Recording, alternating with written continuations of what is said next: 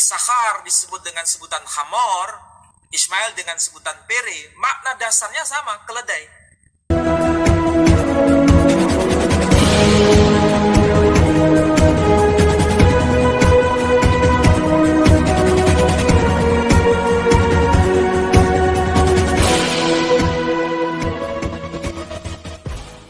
Ya, shalom teman-teman semua dimanapun kita berada pada saat ini. Kiranya kita semua tetap berada dalam keadaan sehat, dan apapun yang merupakan aktivitas kita sepanjang hari ini, kiranya Tuhan Yesus memberkati.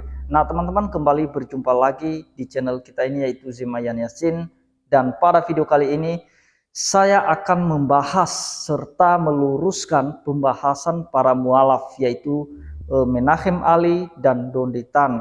Mereka mencoba mempertahankan posisi Ismail karena mereka merasa diri mereka itu sebagai keturunan Ismail, dan mereka berkata bahwa keledai liar itu bukan hanya dikatakan kepada Ismail, juga kepada Israel, salah satu keturunan dari Yakub, yaitu Issakhar.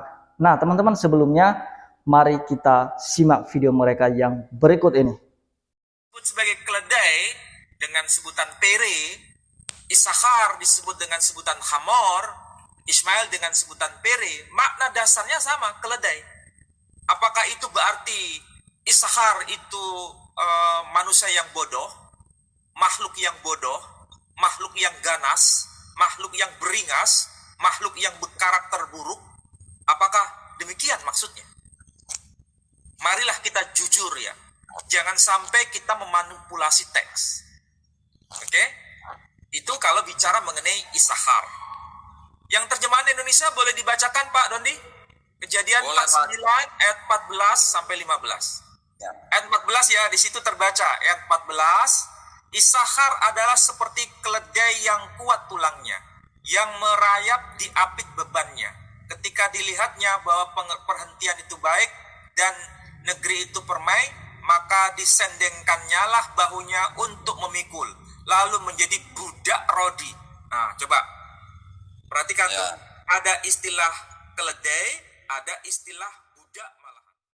Nah, jadi itu dia videonya teman-teman ya. Kita sudah tonton, kita sudah dengar, dan mereka mempermasalahkan masalah kata keledai.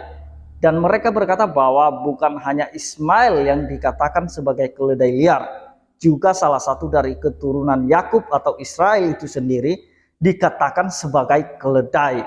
Nah, teman-teman, yang menjadi pertanyaan di sini, apakah sama maknanya di mana Ismail sebagai keledai liar dan juga dengan Issakhar sebagai keledai yang kuat tulangnya? Apakah maknanya sama atau beda? Jadi mari kita lihat, cek faktanya dari Kejadian 49 ayat 14 sampai 15. Begini firman Tuhan, Issakhar adalah seperti keledai, ada kata keledai ya, yang kuat tulangnya, yang meniarap di apit bebannya. Ketika dilihatnya bahwa perhentian itu baik dan negeri itu permai, maka disendengkannya lah bahunya untuk memikul, lalu menjadi budak rodi. Nah teman-teman, yang menjadi permasalahan bagi para mualaf ini yaitu mengenai kata keledai. Nah, jadi kalau bagi Ismail itu dikatakan keledai liar, dalam Ibraninya Pere. Apa artinya keledai liar? Keledai liar itu yang jenis Pere ini, itu adalah merupakan hewan yang liar, hewan hutan, yang bukan piaraan, yang dimana bebas hidup di hutan. Nah, jadi sebenarnya kalau diterjemahkan ke bahasa Indonesia, Pere ini memang konotasinya kurang baik. Jadi teman-teman, kalau kita melihat Kejadian 49 ayat 14 itu kepada Issakhar dikatakan sebagai keledai yang kuat tulangnya. Jadi itu dalam Ibraninya Hamor, itu keledai Hamor, jenis Hamor, dan ditambah lagi kuat, dalam Ibraninya Gerem, jadi keledai yang kuat. Sangat beda sekali maknanya. antara keledai liar dengan keledai yang kuat. Jadi Menachem Ali dia menyamakan ya antara Isakhar sebagai keledai kuat dengan Ismail sebagai keledai luar, itu sangat jauh beda. Dan maksud Tuhan dalam firman ini pun udah beda sekali. Jadi kalau keledai liar itu ya lebih apa bahasanya, itu hewan hutan yang berkeliaran di mana-mana, tidak teratur, tidak disiplin, dan suka melawan. Dan firman Tuhan sudah mengatakan bahwa dia suka melawan saudaranya, menentang saudaranya. Itulah pere, itulah keledai liar. Isakhar putra kelima Yakub dari Lea dikemukakan sebagai seorang yang kuat, bagaikan keledai yang kuat, dan menyukai ketenangan. Kata yang diterjemahkan keledai adalah hamor. Kata kuat diterjemahkan dari kata Ibrani gerem. Dan kita dapat menarik pengertiannya di sini, bahwa Isakhar seperti keledai yang bertulang kuat, bukan mengacu kepada hewan liar dan yang sangat bersemangat menarik perhatian penonton, justru sebaliknya. Istilah ini menuju kepada seekor hewan beban yang berkekuatan besar, yang tunduk kepada kuk yang menyakitkan tanpa mengeluh, agar dapat bebas untuk beristirahat dengan nyaman. Jadi itu dia teman-teman ya.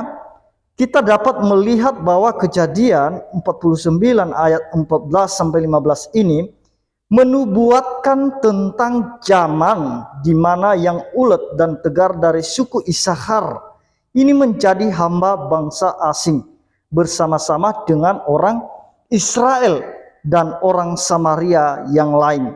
Ini terjadi pada tahun 732 sebelum Masehi, ketika Tiglat-Pileser III merebut wilayah ini untuk kerajaan Asyur dan menjadikannya tunduk langsung kepada sang penguasa Asyur. Nanti teman-teman bisa bandingkan di dalam 2 Raja-Raja 15 ayat 29 dan juga Yesaya pasal 9 ayat 1. Jadi menyampaikan tahap yang lebih awal dan lebih gemilang dari masa depan Isakhar ketika Deborah dan Barak keduanya diperkirakan berasal dari suku ini, yang artinya suku Isakhar, memanggil pembela-pembela Israel untuk berkumpul di gunung, yakni Gunung Tabor. Jadi teman-teman, inilah dia perbedaan antara keledai liar dengan keledai yang kuat.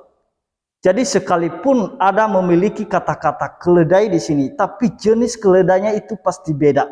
Sekalipun pere dan hamor ini kalau diterjemahkan dalam bahasa Indonesia memiliki pengertian yang sama, yaitu sama-sama keledai, tetapi lebih cenderung kita penekanannya pada sifat itu. Kalau pere itu sifatnya liar. Jadi kalau hamor ini sifatnya memang kuat. Kekuatannya memikul beban itu lebih kuat. Jadi beda. Saya mau ambil contoh kepada teman-teman. Kalau orang gila sama orang waras itu jelas beda. Sekalipun sama-sama mereka disebut orang atau disebut manusia. Dua-duanya manusia. Tetapi di mana letak bedanya? Yang satu gila, yang satu waras. Jadi beda. Sekalipun sama makna katanya ya. Sama-sama orang atau sama-sama manusia, tetapi ada penekanannya, yaitu orang gila dan orang waras. Demikian pada keledai ini. Jadi kalau pere itu penekanannya keledai liar, yang hewan bukan piaraan. Dan kemudian kalau hamor itu ya keledai juga, tetapi sifatnya lebih kuat lagi. Jadi itu satu pandangan yang saya akan berikan kepada teman-teman semua yang mau mendengarkan. Saya tahu para mualaf ini memang tidak terima ya kondisi atau posisi Ismail itu sebagai anak Buddha, dan juga Alkitab mencatat bahwa Ismail keturunannya sebagai keledai liar. Jadi kita mau bilang apa? Alkitab sudah terlalu jujur untuk membuka hal itu. Sifat-sifat dari keturunan Ismail itu nggak bisa nggak bisa dibela. Sekalipun para mualaf ini berusaha membela, mencoba mencari kesalahan-kesalahan dari tokoh-tokoh lain atau dari ayat-ayat yang lain untuk bisa menyamakan posisi Ismail ini dengan posisi Israel ini. Jadi supaya mereka seolah-olah bukan hanya keledai liar, Israel juga keledai liar. Jadi kira-kira begitu. Jadi bagaimanapun cara mereka untuk membela posisi Ismail itu, Alkitab tidak bisa diubah. Alkitab sudah jujur mengungkapkan hal itu. Jadi teman-teman, itu yang mau saya sampaikan, sekalipun secara singkat dan sederhana saya sampaikan ini, mudah-mudahan kita bisa mengerti ya, memahami bahwa keledai liar itu sangat beda dengan Isakhar sebagai keledai yang kuat. Itu sangat beda sekali maknanya. Jadi itu dia teman-teman, biarlah kiranya lewat apa yang saya sampaikan bisa kita pahami dengan baik dan sederhana. Kiranya Tuhan Yesus memberkati kita semua. Shalom.